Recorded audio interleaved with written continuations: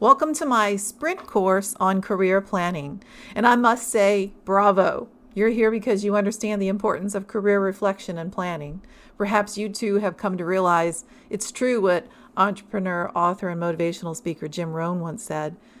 If you don't design your own life plan, chances are you'll fall into someone else's plan. And guess what they have planned for you? Not much. I love that quote because it's so true. Perhaps you're at a point where you're simply not content with merely floating along in the stream at the whim of the current.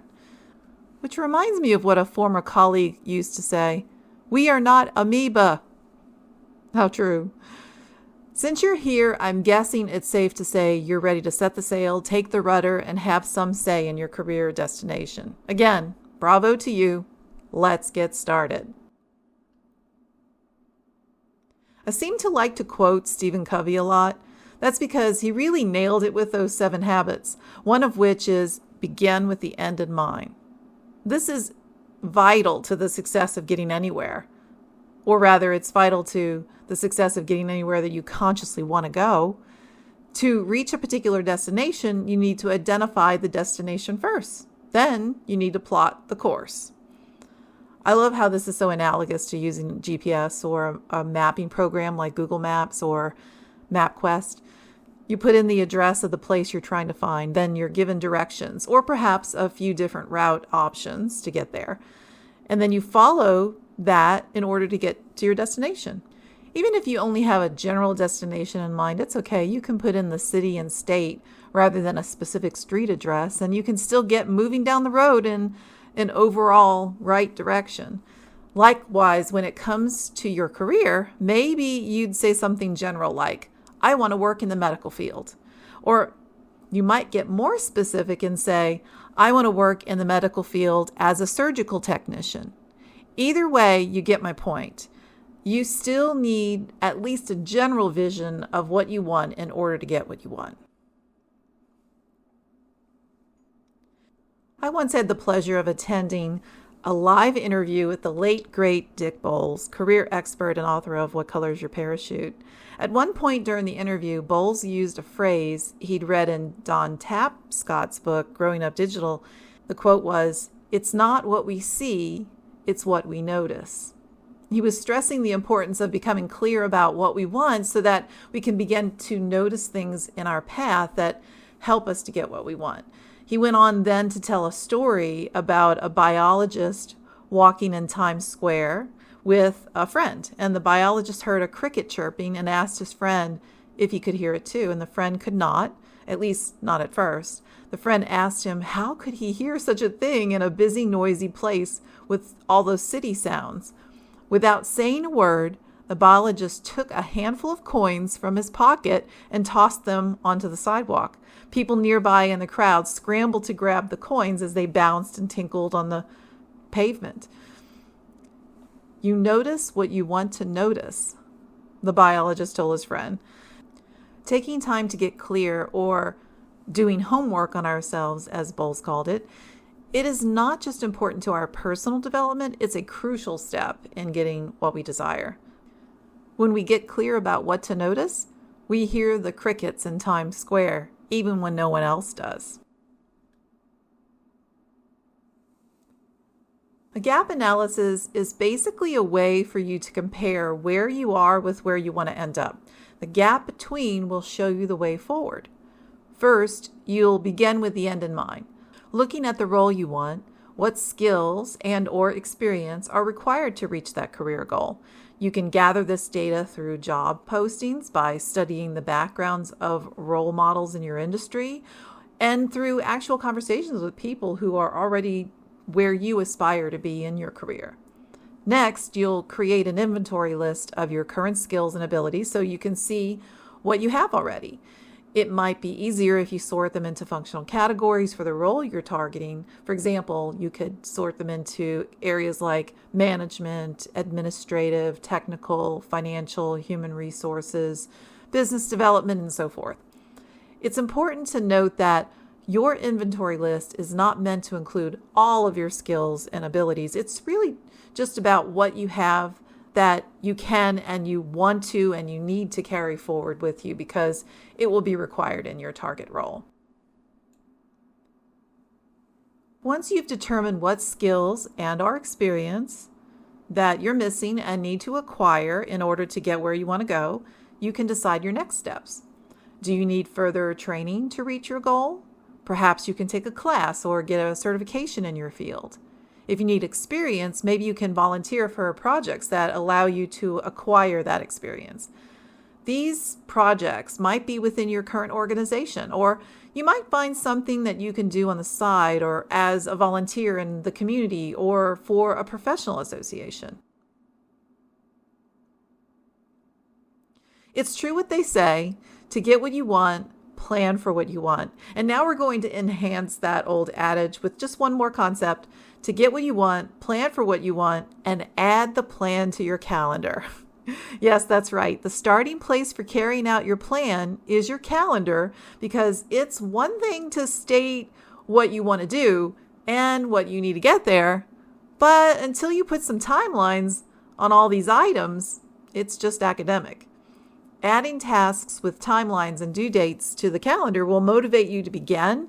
It'll give you a sense of urgency to keep going, and it will help you to monitor your progress along the way toward reaching your goals.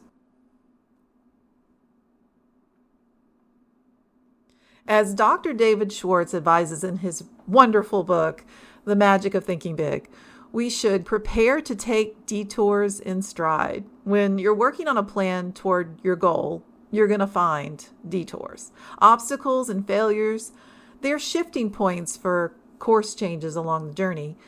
Sometimes you have to consider a new path to reach your goal. Knowing that this might happen can help you plan for possible future adjustments you might need to make to your plan. For example, what if you don't reach the goal by the deadline? Do you need to build in a buffer of time? Perhaps allow yourself the ability to reset your timelines for tasks as you go along? I recall one client in particular, one of the many who were laid off during the Great Recession. It was early September 2009 when he was laid off, right around Labor Day. And he told me that his goal was to land a new job by the end of October. I remember talking with him about the difficult job market and asking if he thought his timeline was realistic. He said that he was financially prepared to shift his goal timeline if necessary into the following year. And then he told me that he knew about himself that he needed to set a date on the calendar, and that would challenge and motivate him. It worked. It kept him motivated. However, he did also have to adjust his timeline and reset his goal date along the way. He wasn't hired by the end of October, but he did actually get hired just before Christmas instead. And this was no small feat considering the economic climate at the time. Other people can help you in so many ways on your career journey. They might show up as mentors, career coaches, members of your network, and so forth. Sometimes they simply fill the role of being inspiring to you, helping you to carry on the challenging work of career transition. But let's talk about a few in particular. One would be possibly your manager. If you think the way forward could be a future promotion within your current organization, sit down with your manager and explain where you want to go. If you can get buy-in, see if your manager and the organization will support you. Support can come in different forms, including moral support, a career promotion plan that you make together, funding for a degree, a class, a certification, etc. Another type of support person for you that you might consider is a mentor. Sure, if you could get a mentor within the organization, that'd be great. But if the leaders where you work aren't supportive of your career goal and your career plan, then look for people outside your organization who are doing what you want to be doing. Ask them questions about what it will take for you to do what it is that you want to accomplish in your career path. If appropriate, you can ask them to mentor you. Maybe they will even let you shadow them in some way. And finally, no matter your current employment situation, consider getting an accountability partner. An accountability partner can help you stay on track to achieve your goals. And when it's ideal, you both bring an objective point of view to each other that is powerfully supportive and positive. If you want an accountability partner, it's up to you and your partner to determine how often to meet and how you'll structure things. Some people find it useful to have an actual contract together, that it's loaded with rewards and consequences. For example, if I don't do what I've committed to do this week, I'll buy you lunch. Or if I achieve my goal this week, coffee is on you. You already have the drive to take the next career step. It's just easier and a whole lot more fun to have someone in the passenger seat to help you navigate that journey. And there you have it, 7 insights and tips to help you get started in designing a plan for your next career adventure. To quickly recap, begin with the end in mind. Keep in mind that you need to know where you want to end up before you start planning. Also remember, it's not what you see, it's what you notice. In other words, get clear about what it is you want so you can notice things in your path that help you get what you want. Do a gap analysis.